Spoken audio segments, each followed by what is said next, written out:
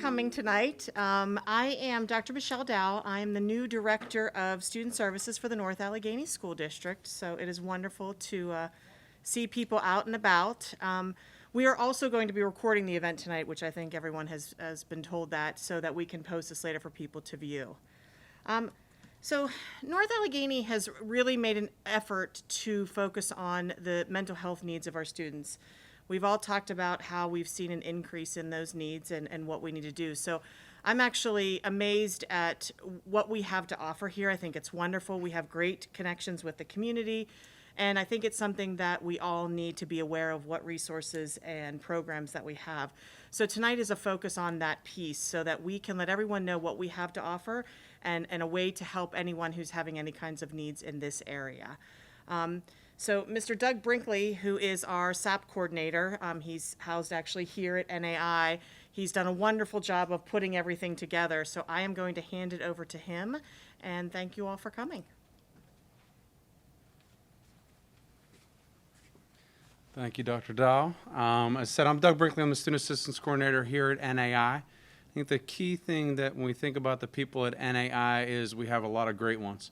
And we have through, at NAI, and as I've learned through the 20 years that I've been here at NAI, about how many great people are at so many different schools. And then I got to see it firsthand with my daughters coming up through elementary school, and then now one of them being here, of seeing it all different buildings. I think, and Dr. Dow, and thanks to Dr. Shulo for their leadership, that we have a lot of great people that are in it to help our students.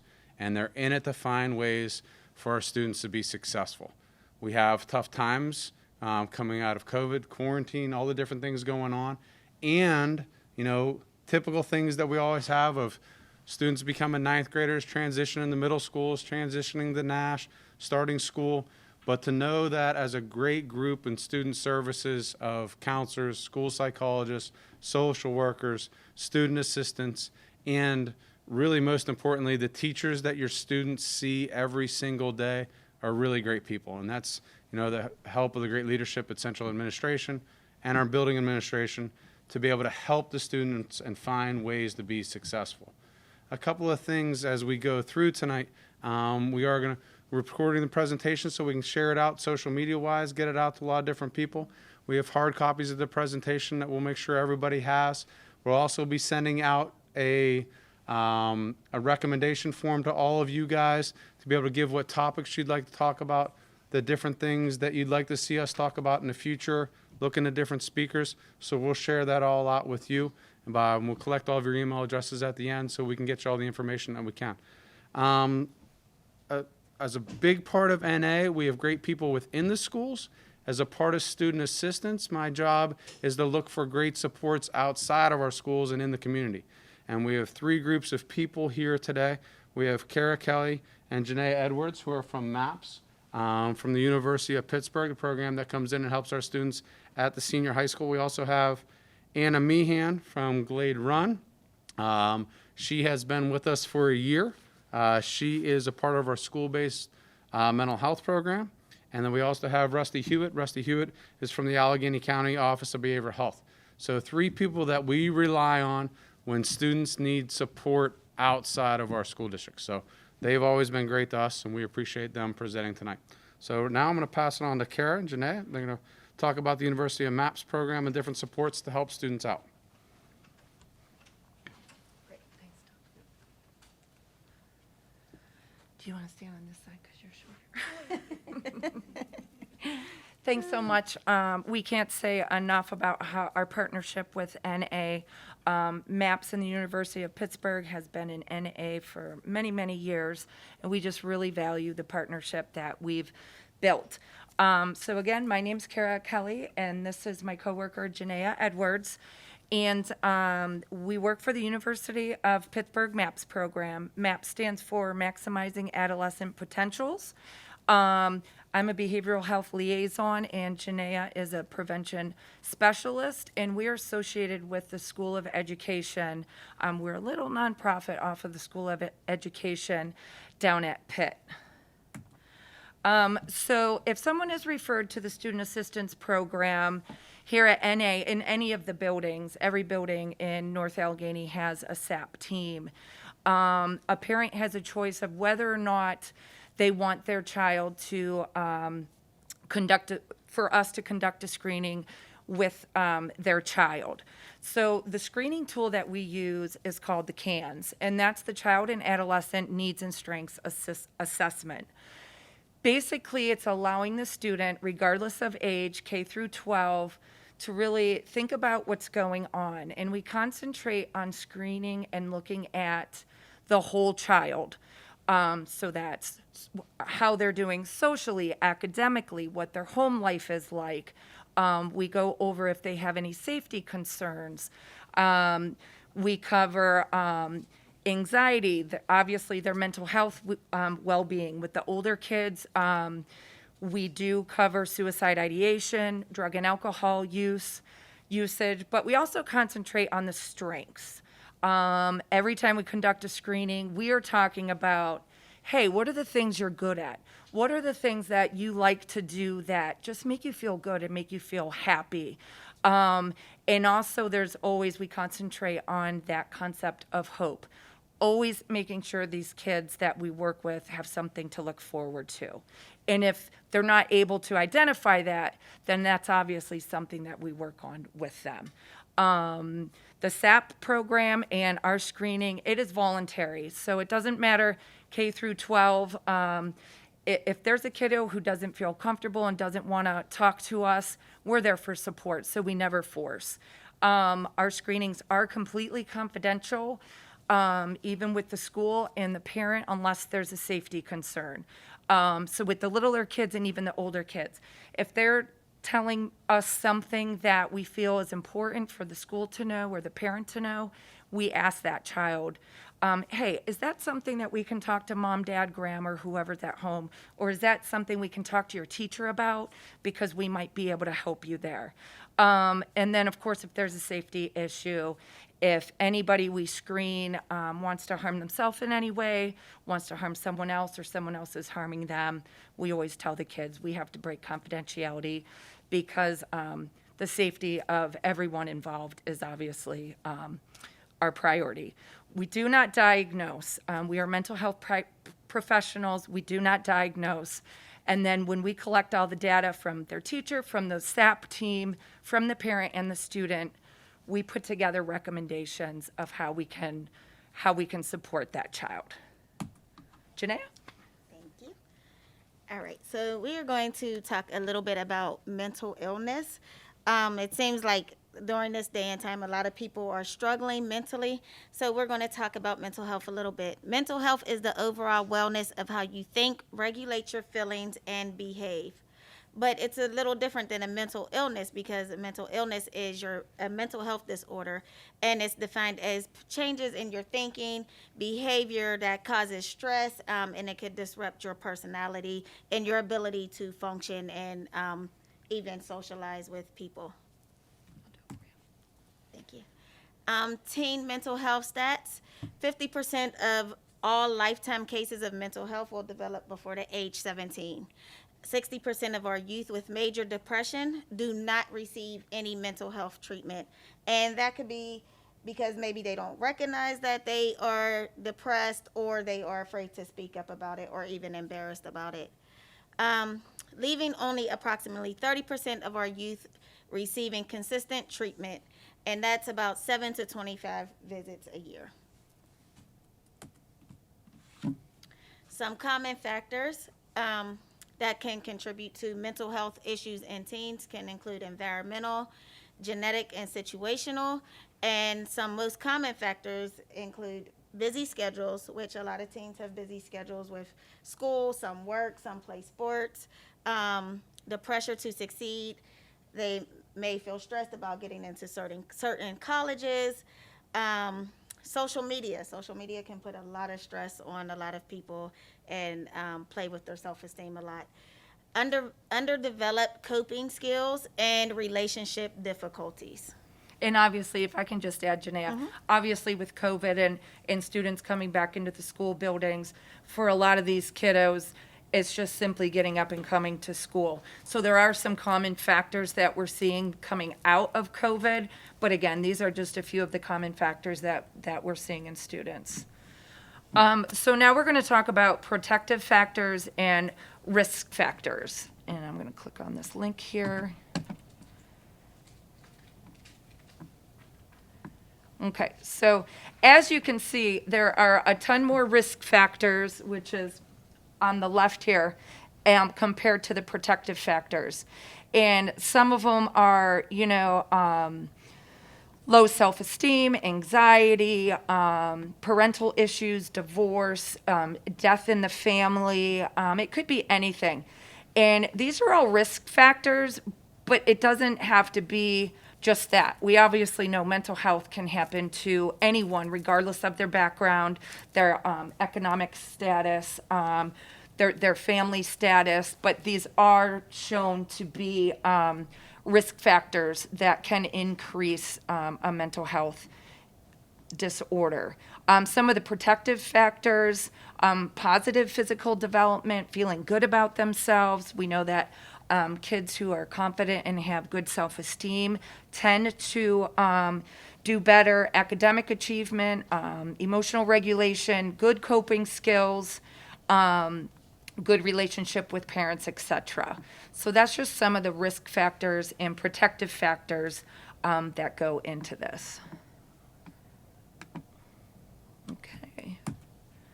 Okay, so what are the signs and symptoms of a mental health issue? Obviously, persistent sadness. We really look at some of these persistent symptoms of 2 or more weeks. That kind of brings up a red flag, and we really want to look into what's going on. Withdrawing from social interactions, obviously, cutting, hurting oneself, or just the idea that they might want to hurt themselves, talking about death or suicide, outbursts or extreme irritability, major mood swings, behavior, drastic changes in mood, eating habits, sleeping habits. A lot of times when students are suffering from mental health, it starts to affect them physically. Headaches and stomach aches among our younger population is very, very common when they're experiencing anxiety or even depression. I'm working with a student in a different district, and her anxiety and depression is coming out. She's developed a tic disorder because of her mental health. So it can really start to affect our physical as well. And then obviously academic performance and avoiding or missing school, which is a lot of what we're seeing with COVID. So what can you do if you are worried your child has a mental health issue? Some of those signs and symptoms, if you look at that list, they're normal things that we see with the development of a teenager, right?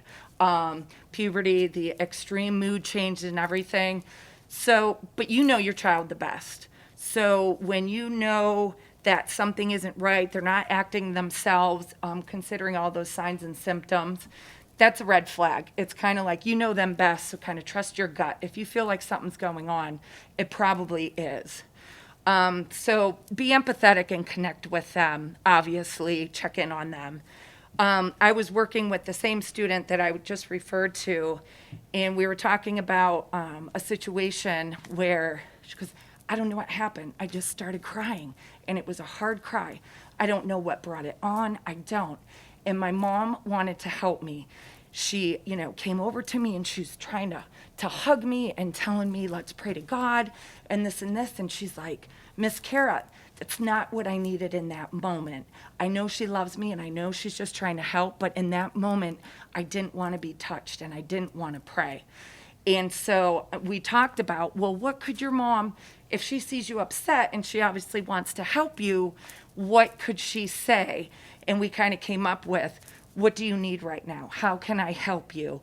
Instead of automatically going to, what we want to do to help our children, it's asking them what they need. And then obviously concentrating on those strengths and positives. And then if you are worried and any of these signs and symptoms persist, reach out for support to the school, to your pediatrician, and if in a crisis, resolve suicide prevention, etc. So that is a little bit about what MAPS does, our screening, and about the signs and symptoms of mental health. And I'm going to turn it over to Anna. And then when they post, just really quick, when they post everything on social media, all the links to the articles and references where I refed all, there's going to be some videos and stuff. So there's a lot of resources that you'll be able to look at if you wish. Hi, I am Anna Meehan. I am the licensed professional counselor that is working with the district. As Mr. Brinkley had mentioned earlier, this is going into the second school year that I have been with North Allegheny. I've been with multiple districts in the past, and I just want to say thank you all for welcoming Glade Run into your community. It's been a pleasure to get to know your students and know your staff and just be another support to everyone here in helping these kids get back into normalcy with everything that's kind of gone on and whatever this new normal that we're kind of dealing with is. So if you don't know what school-based mental health is, I'm just going to run through briefly what that kind of looks like. If you can think of outpatient therapy, so you go to an office, you sit down, you meet with a therapist for 45 to 55 minutes. That's essentially what we do here in this program, except we do it during the school day here in the building. So it helps kind of remove the barriers to treatment that come up with students. So when they get home from school, that's usually the best time to get them to see a therapist, but they might have sports, they might have other activities, they might work, not to mention parents, you work, you have other students, you have your own things that you need to do and accomplish. So the hope with the school-based mental health program is that we can kind of remove those barriers to treatment and provide easier access to the services here within the building. So Glade Run specifically has worked in the school-based realm for a while, and this is a new contract with the district going on the second year now. Different types of problems, issues, mental health disorders, challenges that the students are experiencing can range from depression, anxiety, ADHD, organizational management challenges, social skills. We offer individual services, family services, group therapy within the setting of the building here as well.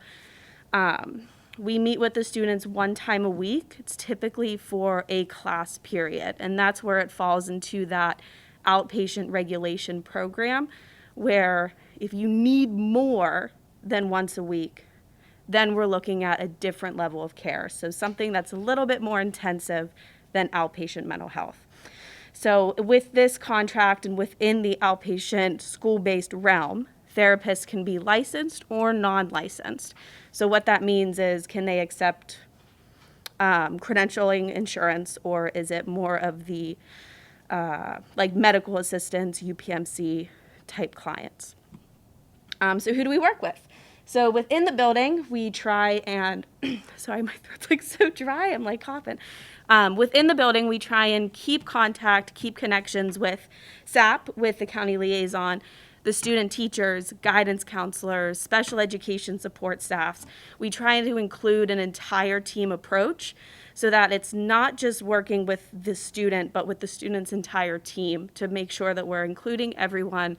Everyone has an idea of what's going on with that child so we can better serve them all. I'm not used to talking so much. This is craziness. So that's kind of what we're doing. Thank you.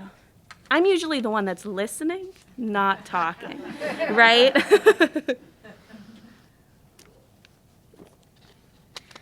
Oh, thank you. So how can we help? Janaea and Kara touched very wonderfully on the mental health challenges that we're seeing with these students in school settings just across, like globally, really at this point. And I came across this quote from the World Health Organization that really touches on adolescence as just a crucial developmental time, period. And then when you add on to that all of the outliers regarding COVID, everybody's family situation is different. And peer troubles, did I make the team? Did I not make the team? And how can I cope with that? Just helping students really develop a level of distress tolerance that seems to get out of whack in adolescence to begin with. And then you add social media and the immediacy of phones where everything is just so quick. And then, oh my gosh, I got a bad grade. I didn't make the team. I failed a test. My friend's mad at me. I can't handle that. I can't cope with that. And then I jump very quickly to, I'm going to hurt myself. It would just be better if I wasn't alive anymore. And that's what I'm trying to help a lot of the students that I'm seeing now, and seeing that 0 to 60 jump. That's where my concern is. How can we slow down that level of stress in saying, I am uncomfortable, but that's okay. I can handle being uncomfortable, and eliminating the I'm uncomfortable, so I just can't deal at all and I don't want to be here anymore.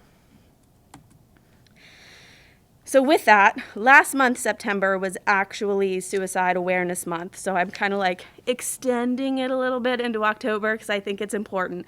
There's this thought where if I talk about suicide, it's going to make it worse. It's going to put the idea into my kid's head. Myth, not true. Most of the time, students, adults even, are looking for someone just to ask. Are you okay? What is wrong? Are you having these thoughts? How can I help you? And so ask those questions. Don't be afraid to bring up those topics with your kids.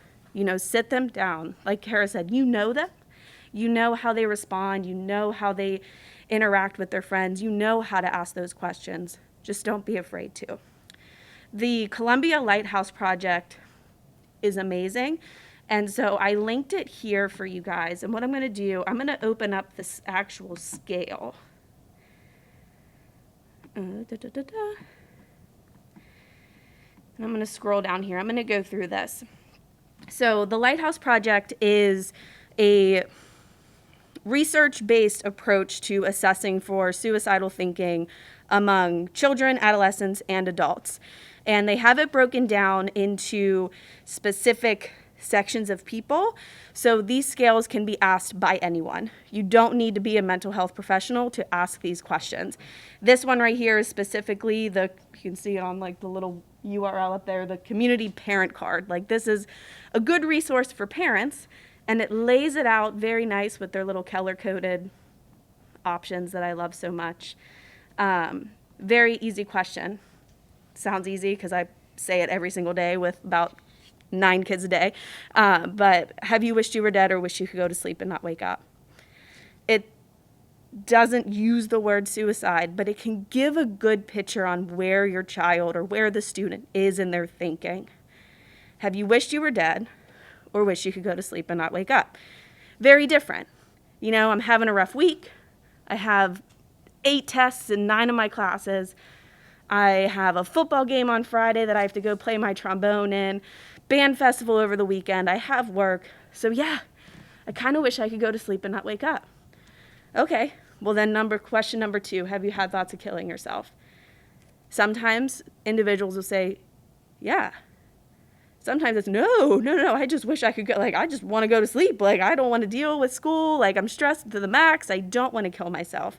It's like, okay, great, so let's talk about that. But for whenever we start answering yes to these questions, you keep going down the list. And as the colors get darker, you can see it's dark, this is concerning, what do we do? Have you thought about how you might do this? That's that plan. Are you thinking about what you're going to do, how you're going to, what steps you're going to take next? Have you had any intention of acting on those thoughts? If they're answering yes to those questions, that's where we need to take the step. Do we need to go inpatient? Do we need to get an evaluation? Calling the pediatrician, making sure your child is safe. If they're having plans of harming themselves physically, removing objects from their access that they cannot use to harm themselves until you can get them seen by someone. And then going through even further, have you started to work out details of how to kill yourself? Do you intend to carry out the plan? And then it breaks it down even further into ever in your life or within the past 3 months. And then it can give it gives more information. It gives a suicide hotline. This is national, so it doesn't have the local resources on this form here specifically. But this is a great resource. It's a great program. And I wanted to share that with all of you guys. And I am the worst with PowerPoint. Okay, good. It came right back. I was like, oh no. But I'll pull this up for you guys too, just so you can see. So this is the website. It links straight to the family, friends, and neighbors. For those of you that may be a professional in other areas, whether it's they have resources for law enforcement, hospital staff, nurses, teachers, any individual that works with another person can ask these kind of questions if they are worried about their coworkers or their children. So I highly encourage you just to take a second, a minute, however long you would want to, just to kind of check out this website, scroll through, familiarize yourself with the questions, practice asking them, and that's like the biggest challenge really, is to get over your own like stigma and concern of, if I say this word, is it going to make it worse? And it's bringing that conversation to light and opening that door for your kid to say, oh, my adult used this word that's very scary. It's safe for me to say that word now. And just going back and having that conversation. So where to go if outpatient or school-based is not enough?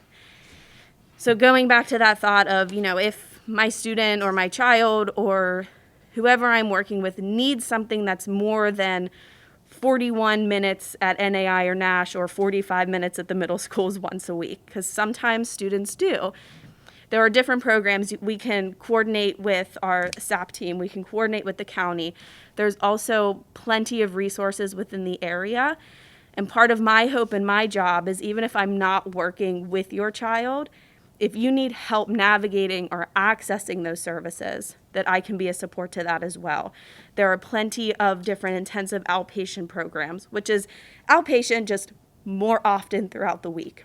Acute partial programs, school-based partial programs, inpatient hospital. There's so many different levels of care that can be accessed as long as you know where to go and the questions to ask. So having resources like Kara and Janaea and Rusty and myself can hopefully help open that door a little bit and make it easier for you to get what you need for your kids. So that's a little bit about me and school-based and my inability to speak. And next, I will have Rusty come up.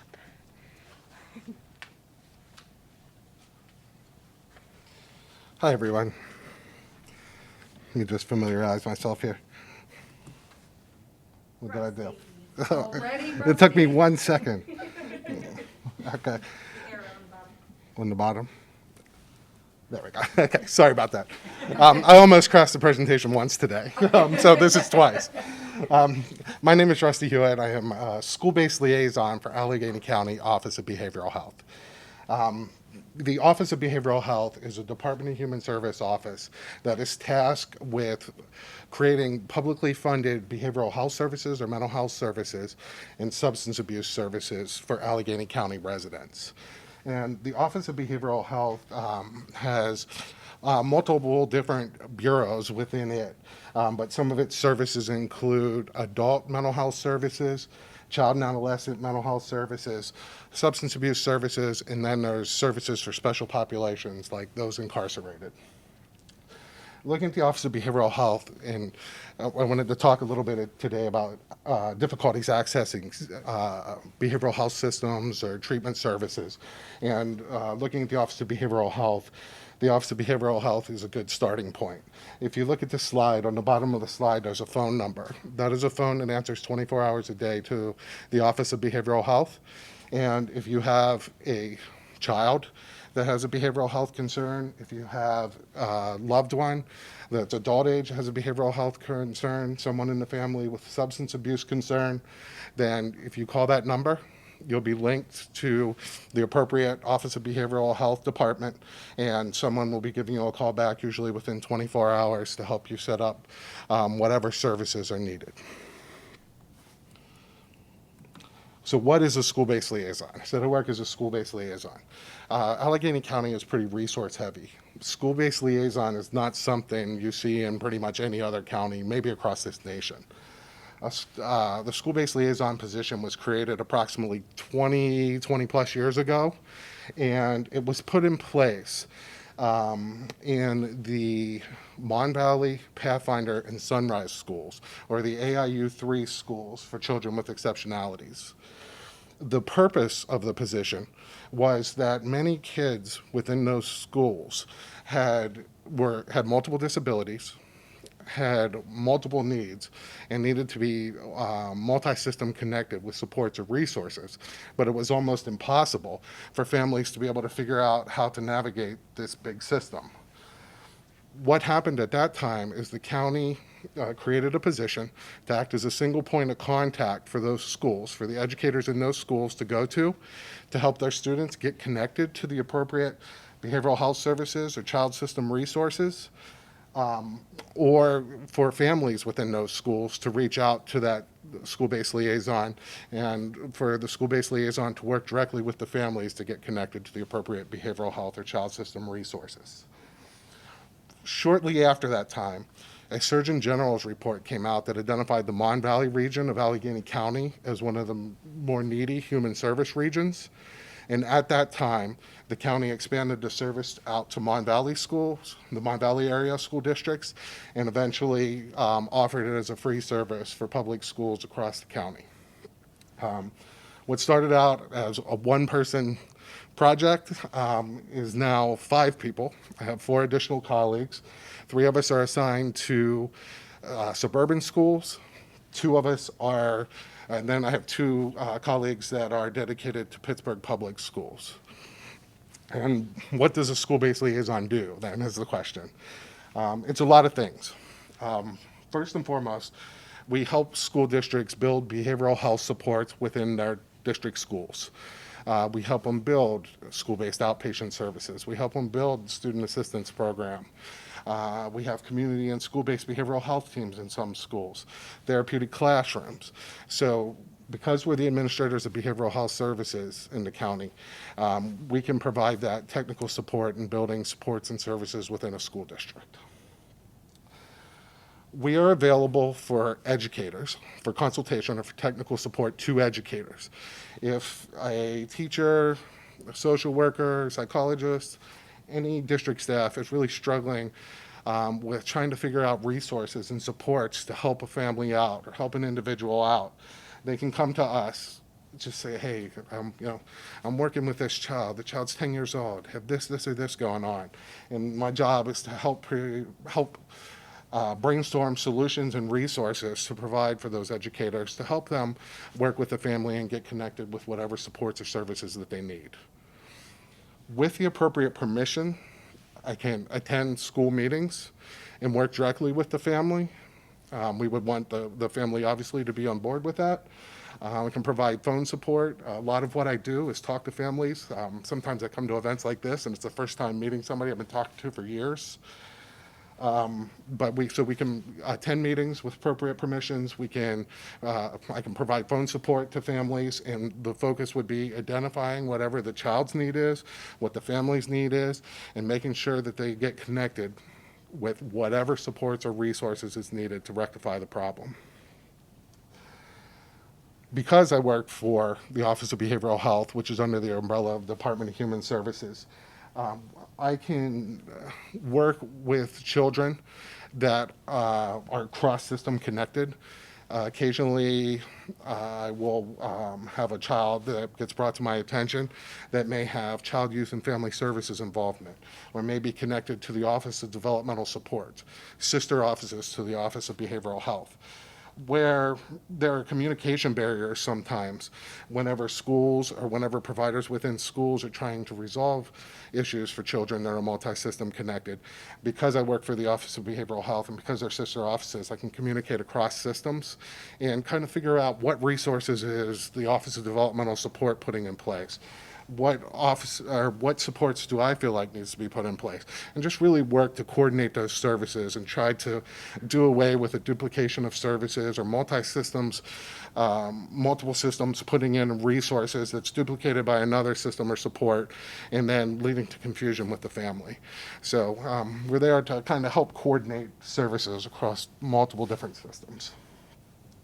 And then another hat that we wear is we're the administrators of Student Assistance Program services across the county. We're the county SAP coordinators. We help develop the SAP, or Student Assistance Program network, across the county. And then we also spend a portion of our time monitoring those services and making appropriate adjustments.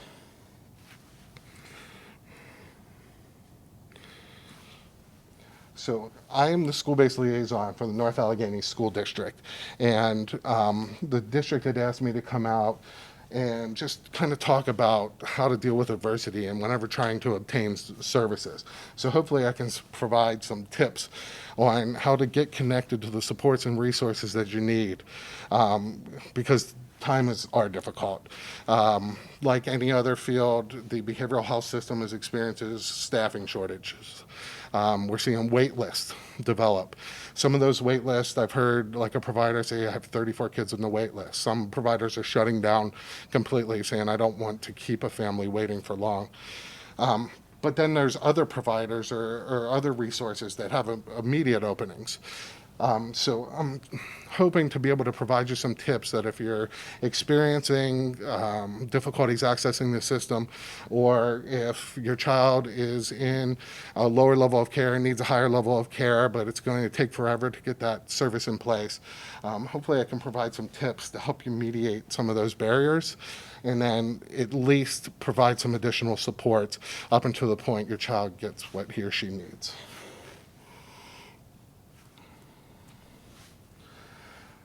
Let's start talking about behavioral health supports. There are some very natural gateways to get behavioral health supports. The first being the Student Assistance Program. As Kara and Janae were talking about earlier, the Student Assistance Program is available to any child that has a barrier to learning or is experiencing a barrier to learning. Anybody can submit a referral to the Student Assistance Program. So it could be submitted by parents, it could be submitted by a coach, it could be submitted by a teacher. With appropriate permissions, a student is eligible for a behavioral health screening, and then linkage or recommendations to the appropriate treatment interventions, and then follow-up visits or follow-up calls. So the family, just to kind of figure out what's going on with the family. Are there barriers? Are you having difficulties accessing services? In addition, through that screening process, not just treatment services are looked at, additional supports that could be helpful while your child's being connected to the appropriate behavioral health treatment service. If you feel like you would like to have your child go through the Student Assistance Program, one of the easiest things to do is reach out to the school counselor and just tell the school counselor, hey, I would like to submit a referral for my child for the Student Assistance Program, and it will start this whole process rolling. So that's a support that's available through the school that can get you access to somebody that works within these difficult systems and can stick with you for a time until you're connected to the appropriate supports or services. Another avenue to get help is through what's called administrative service coordination. Administrative service coordination is the lowest level of service coordination we have in Allegheny County. Administrative service coordinators do not require any type of behavioral health evaluation to have access to the service. Anybody that's seeking out behavioral health services or supports can give an administrative service coordinator a call, and that administrative service coordinator will register the child, place them on their caseload, and then be available to the family daily, if needed, to put behavioral health services in place, put adjuncts to treatment, help get community supports and resources in place.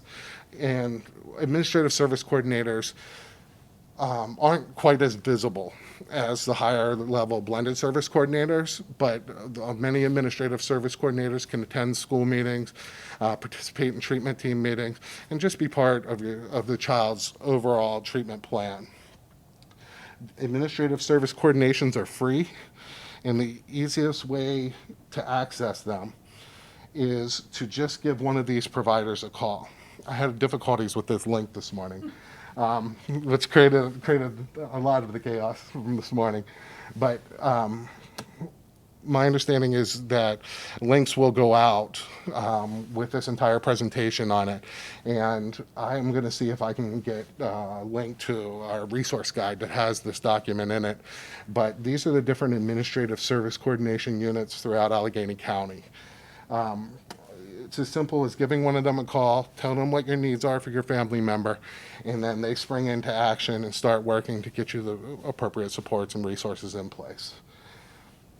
The key here is administrative service coordinators have done this for years, so they often know how to navigate the complex mental health system and get you connected or who has availability. Whereas if you're doing it on your own, sometimes it can be extremely frustrating.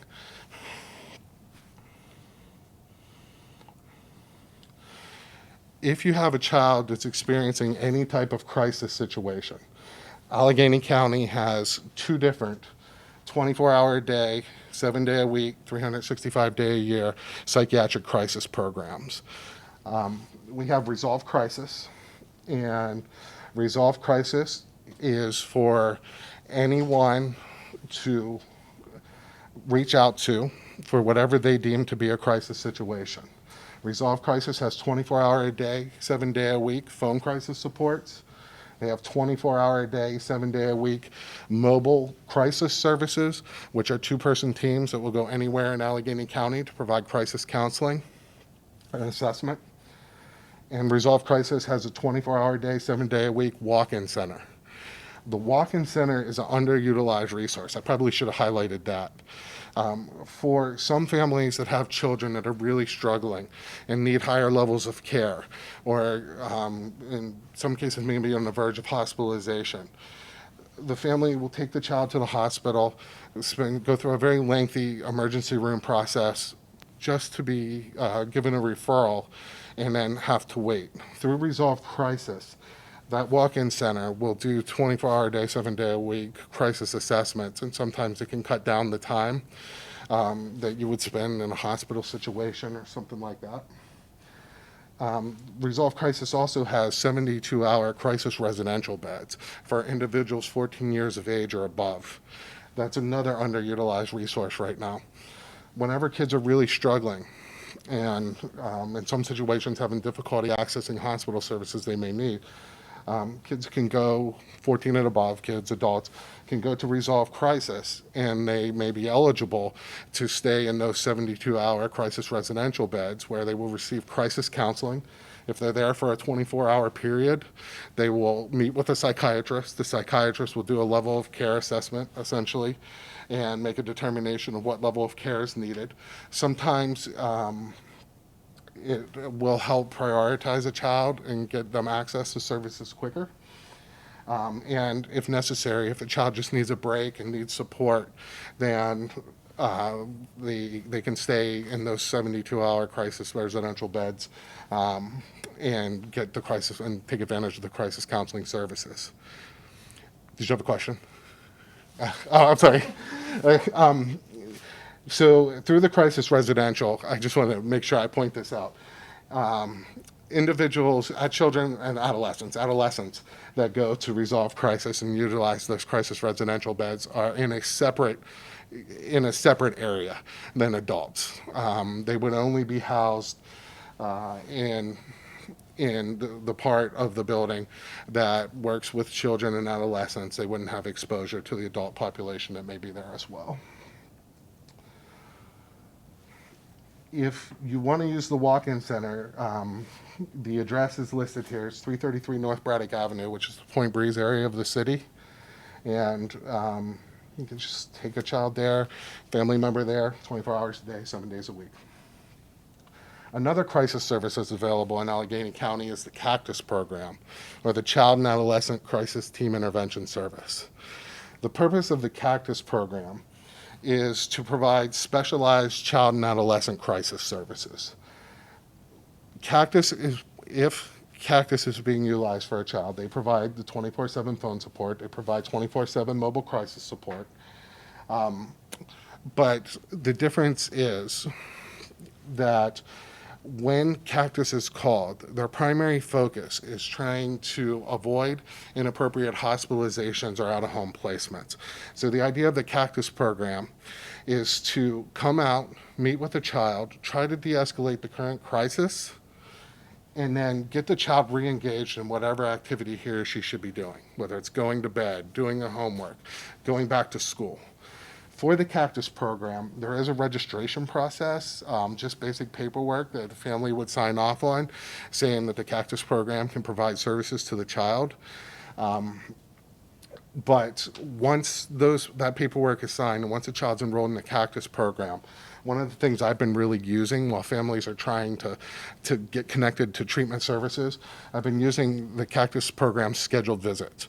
If a child's between treatment or awaiting treatment, the Cactus program offers scheduled visits where teams can come out or an individual can come out up to 3 times a week and really work to help make sure everything is safe, that your child has someone to talk to, up until they're connected to the appropriate treatment intervention.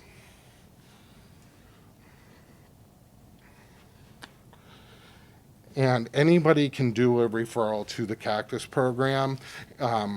If you're interested as a family member in having your child enrolled in the Cactus program, you would just call Resolve's number, because the Cactus program is housed within Resolve, and just say, hey, like, my child is awaiting treatment services, or my child's in treatment services. I feel like I could use the crisis support, and they will set up an intake and come out to your home or wherever you're comfortable and complete paperwork. I think they're still doing it telehealth as well, using DocuSign, but I'm not 100% certain on that. A school professional can submit a Cactus referral, or a behavioral health professional of any type. The student assistance program can submit Cactus referrals. School-based outpatient counselors, I could submit a Cactus referral, but it's a pretty easy service to access and can come in helpful, especially if there's times where your child's waiting for services. Accessing drug and alcohol services. This, the county recently approved 5 new crisis assessment centers. And crisis assessment centers are 24-hour days, 7 day a week, 365 days a year facilities where community residents can go, receive a drug and alcohol level of care assessment, receive referrals submitted to the appropriate inpatient or outpatient drug and alcohol service. And the crisis assessment centers actually can provide support up until the point that the individual gets connected to the service that they're trying to reach. So if an individual would go to a crisis assessment center and rehabilitation services would be needed, then while the individual waits for that service to open, I believe can stay at the crisis assessment center, but if not, supports can be put in place until the individual would actually have access to the rehabilitation facility that they're scheduled to attend. The crisis assessment centers, the reason why I put this one up here, this is Pathway to Care and Recovery. Pathway to Care and Recovery is the only one of the 5 crisis assessment centers that will work with adolescents. The other ones will work with adult men and adult women.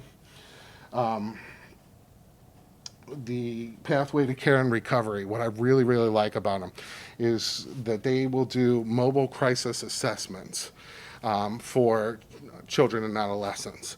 So if there's a child that's abusing a substance, rather than having to try to get that individual to a facility to receive a level of care assessment for substance abuse, now the Pathway to Care and Recovery offers a service that will come to them, whether it's in the household.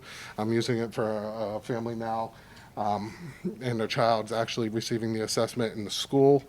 But this is something that's very new, having access to mobile assessments for drug and alcohol services. I put the other crisis assessment centers in the PowerPoint, because one of the calls that I've been getting throughout this pandemic is I have a family member that is struggling with substance abuse, especially during the periods where things were more isolated. So these crisis assessment centers can be used for adults. The pathway to care and recovery can be used for children and adolescents, and it just provides a very holistic service and easy access to drug and alcohol services and support while the individual is awaiting connection to the appropriate treatment service. The Office of Developmental Supports. If you have a child that's been diagnosed with an autism spectrum disorder, an intellectual disability, or a developmental delay, and they're under the age of 9, they may be eligible for supports offered through the Office of Developmental Supports. The Office of Developmental Supports used to be called the Office of Intellectual Disabilities, but state laws were passed within the past couple years that now allow individuals with autism spectrum diagnosis to be connected to the office. The Office of Developmental Supports has an intake and registration process. It's as simple as reaching out to the number listed there, which is the intake number. And if you reach out to that intake number, somebody from the Office of Developmental Supports will walk you through the process of registration. They will help you get the appropriate releases signed to get your child connected to the Office of Developmental Supports and complete registration. And then once your child is registered with the Office of Developmental Supports, they will receive a supports coordinator. It's a supports coordinator's job to help families locate services, to help coordinate those services once the services are put in place and up and running, and then to monitor those services over time to ensure that everything's going smoothly. Supports coordinators can also be very helpful because they can provide support surrounding school. They can attend school meetings, IEP meetings. They can help with transition planning, help get a child connected to social groups, help the family access waiver funding if needed, day activities. The list just goes on and on and on. What I did include, but I'm going to be honest, I'm not going to touch it right now because who knows what I'll do. But I included the OID. They go by OID. They still haven't changed the terminology, but it should be ODS fact sheets. And what those fact sheets are a complete outline of the Office of Developmental Supports, the eligibility requirements to register a child, and then the supports provided by supports coordinators, what the different waivers are, who's eligible for the waivers. Just a very holistic explanation of all the services and supports that can be offered through the Office of Developmental Supports. Rusty, does the Office of Developmental Supports, the service coordinator or supports coordinator, will they help a family if they are not yet hooked up with medical system? Will they help them through that process, or is that a different? They will help them. Yes, Okay. they will help them work through the insurance issue. So the question was, will the Office of Developmental Supports, or the supports coordinators that come once a child's registered through the Office of Developmental Supports, will they connect the child to insurance if they're uninsured or in need of like medical assistance to pay for a particular intervention? Then the answer to that is yes. The supports coordinator will help kind of with all aspects of the individual's life.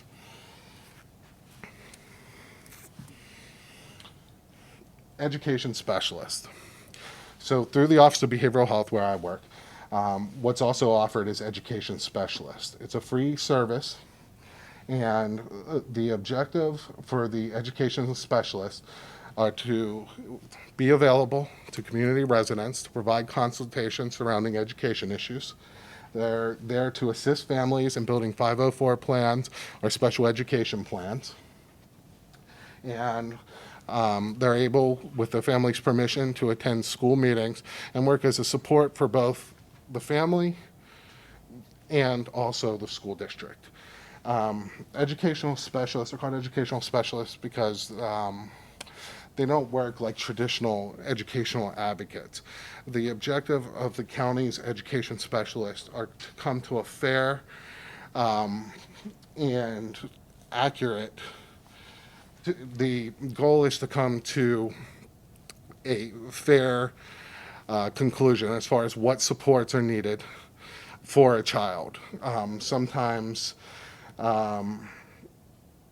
families will ask for some things that aren't possible, or just because the family hasn't gone through a particular process to get to the point to achieve what they're asking for. So our educational advocates are there to help explain to families what's possible through children's special education plans and how to obtain those services.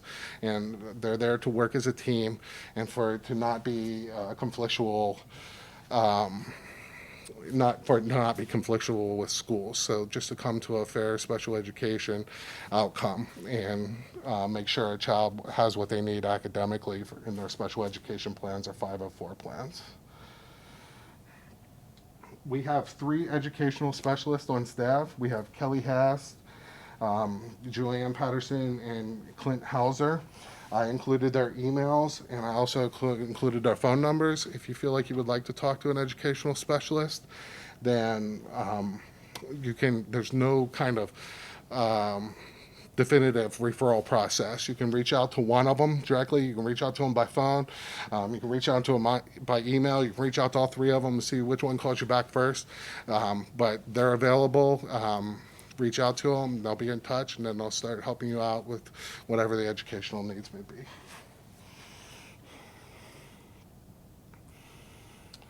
And then last, if you're trying to access community supports and services, there's Pennsylvania 211.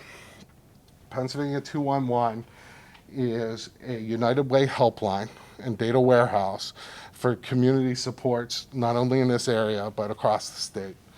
I put some examples that I stole from their website of what people call for.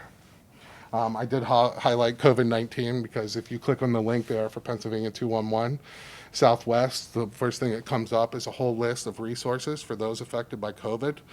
But Pennsylvania 211 is available to provide community supports for whatever your need is. If you click that link, I think there's probably 20 different areas of community supports. 211 works simply by calling 211. You'll get somebody on the line to help you identify and obtain those community supports. If you go online, there's the possibility to chat with a 211 representative.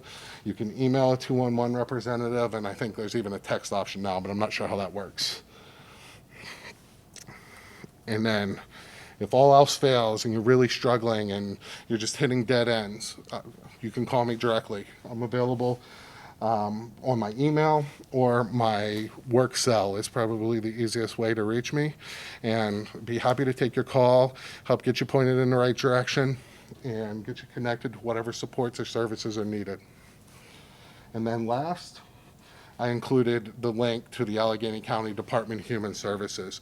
So there's so much information: brochures, resource guides, publications, data and statistics. If you're looking for services or looking for additional supports and you go to that website, you'll find a whole host of information. Does anybody have any questions?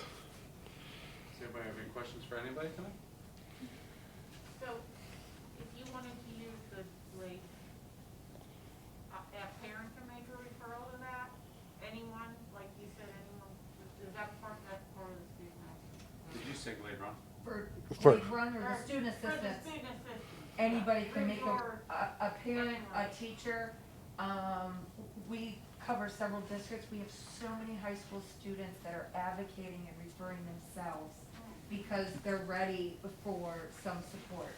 Anybody can make a referral to the student Any age assistance level. program. Doesn't Mhm. have to be high school. Nope. And then, because I do have concern about my daughter, so I've already tried to, I'm getting hooked up with some outside services, but just because of the nature of the challenges, Mhm. does a child ever get outside therapy, and could they also get therapy within school? Because there's some complex issues. It's, Anna, you can answer that. I mean, I know the question's no, but she can explain it better than I can. Yeah, so it ends up depending on the insurance and the payment for the service. So it essentially essentially equates to double billing if you have an outpatient therapist and then the school-based therapist. And that's where I think sometimes the confusion comes, because it's like, oh, well, it's school-based therapy, and so it's school, but we fall under the same outpatient regulations. And so we can still, and what's nice about how our relationship is with North Allegheny, we can still act as a support to those students, even if they have outside therapy. I just can't provide therapy to them while we're meeting, and that's where we kind of can like cross paths in that way. Anna's services through Glade Run goes through your insurance or that student's insurance. If you sign up for the student assistance program and want a screening looking at that whole child and really what's going on, the barriers and the strengths, we do not go through insurance. It is part of the student assistance program, and that is a service that is completely free and it does not go through your insurance. There may be the possibility if your child being referred to a higher level of care, like a family-based program or something like that, there may be the possibility of receiving school-based outpatient services in conjunction with that higher level of care, but it's determined on a case-by-case basis by the insurance company. And the therapists have to be working on two different things. So Yeah. a family-based therapist would say, I'm working on structural family therapy, and the school-based therapy would say, I'm working on school anxiety or something like that. And even sometimes there have been cases where I get referrals for students that already have an outpatient therapist, and they have a good relationship and they're working on things, and whenever I talk to parents, I'm like, well, what are you looking for from me, because I technically can't, and it's sometimes it's, oh, well, I pay that therapist out of pocket. And it's like, okay, well then what do you want me to work on? And so then it's kind of my job, and whoever the other therapist is, to have those releases and that communication. So if this therapist is working on these specific things, I am not working on those things, but we can still communicate back and forth with one another. And I've done that with family-based teams prior, because sometimes, students need family-based therapy, but then they also need their own individual support too. And so there have been times, and it is very case by case, just from the racket that is insurance and what is going to pay for what and what covers what. And that's where I think, depending on the need, getting hooked up with Rusty and an administrative case manager, service coordinator, to get access to medical assistance if you find your child is kind of going through the mental health system, because that tends to pay for a lot more of mental health services. It can act as a secondary. If you have a primary insurance, Yeah. if there's a diagnosis, certain diagnoses, then that MA will kick in and, Pick up the copay and yeah, all that. she's like, oh, we got that. Been there, done that, well, Anybody else have a question? No? Okay. Thank all of our speakers tonight for the great deal of information that they provided everybody. It's a great deal of information, and it's tough information in the process. So I think the key is being able to reach out through your counselors at school, being able to get to all of these people that are the experts in the field to be able to help out. We're going to be sharing the presentation on our website through our newsletters, so that everybody can see it and we can pass it on to many other people, so we can really educate a lot of our parents and our families. On the way out, there's copies of the presentation on the back table back there if you want to grab a copy of that. Also, there's a sign-in sheet. If you want to leave your email address, I'll email you directly what tonight's presentation was, knowing that you'll be able to see it in the future on the website stuff, but I'll share that presentation with you. I'll also send you an evaluation form so that you can give some input of some ideas that you have for future community connections that we're talking about having at NA to get information to more parents, so we can get as much information and valuable information to families. We're looking at our next couple of months of having some virtual things and different things of sharing the information to as many people as we can. But we'd like to hear your ideas, so we'll send that to everybody out. If you leave your email address, I'll send it out to you tomorrow, so you can get us back your information on what you think we should do next. So we appreciate everybody coming tonight. Thanks to all the presenters. Thanks for Dr. Dow and Dr. Shula, who are here tonight to help us out with everything. If you need anything on the way out, we're all available for a couple minutes. So have a great evening.